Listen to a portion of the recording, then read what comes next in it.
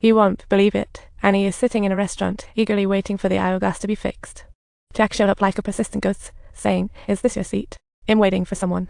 Annie casually slid into the next table. "What are the specialties here?" Jack asked, picking up the menu as Annie stayed silent, and he rambled on. Jack went on with the necessary reviews on every dish, and Annie finally snapped, "Come here and sit." Jack's attitude hinted interest. He tried to get closer to Annie. "Props crew returns tomorrow, and—" Annie decided to skip the palace to avoid recognition. "Time for adventure." She smiled and nodded at Jack's invite. The wheel of fate began its quiet spin, seemingly moving everything closer to her world, including the role swap in Jack's fate in 1948. After her previous 2 meetings where Annie was distracted, this brief encounter made her realize that she found the rumors about Jack were all wrong. He wasn't as serious as described. In fact, Jack was humorous and charming. She gave him a brand new label. As their conversation deepened, the topics became more interesting. Annie started to mesmerize herself. Maybe we share some secrets. Of course, she wasn't about to spill the beans on her time-traveling ritual. No one would buy that. The heavy atmosphere of sadness wrapped around Annie when Jack suddenly changed the subject. "Hey, have you seen the investors?" Turns out, he already knew about Anna's fake identity, but just found it amusing, gently sensing her awkwardness. Next, they strolled together through a flower shop and wandered around the hotel garden. Annie slowly realized that Jack might be a wizard. She was starting to have feelings for him. Even though she understood there was no future with Jack, she wanted to enjoy every moment.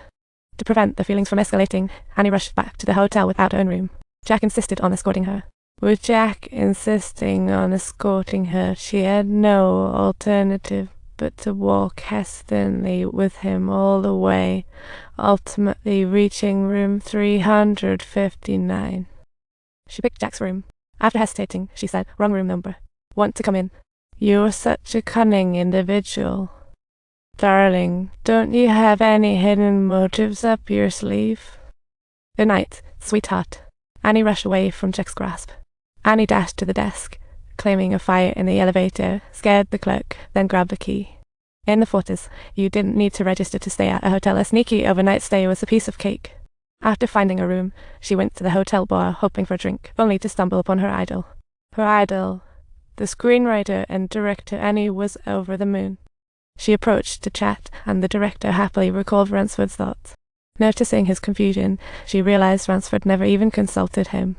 Annie pulled out that note, rebutting each point, thinking she needed to give a heads up to the director. As the director started processing the note, he began to question the actor's morals. This is how Jack landed the... Of course, that was all discovered later, just illustrating how Anna's impulsive moment changed history. While they were deep in conversation, someone nearby caught a glimpse of them, faintly hearing Anna's name mentioned.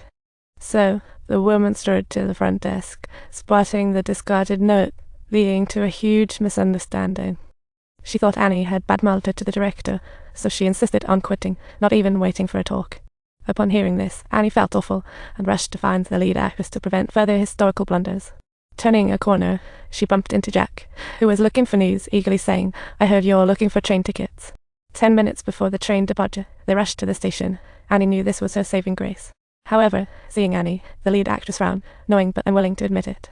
At first, to save face, she claimed she left because she was uncomfortable with the crew. What she didn't realize was that it was all due to the note.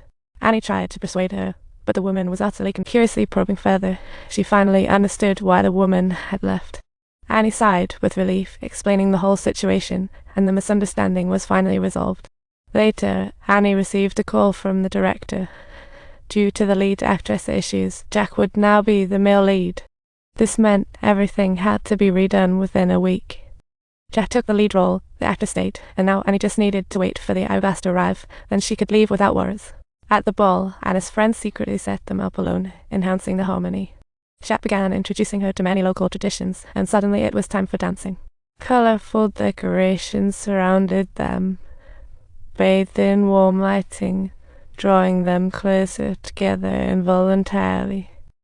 "If this is all real," he gazed at Annie meaningfully, "yet the passage of time wouldn't allow this sweetness to continue flowing." Just as Annie was about to turn back, there came a loud clunk. The hourglass repairman had appeared, and her time was running out.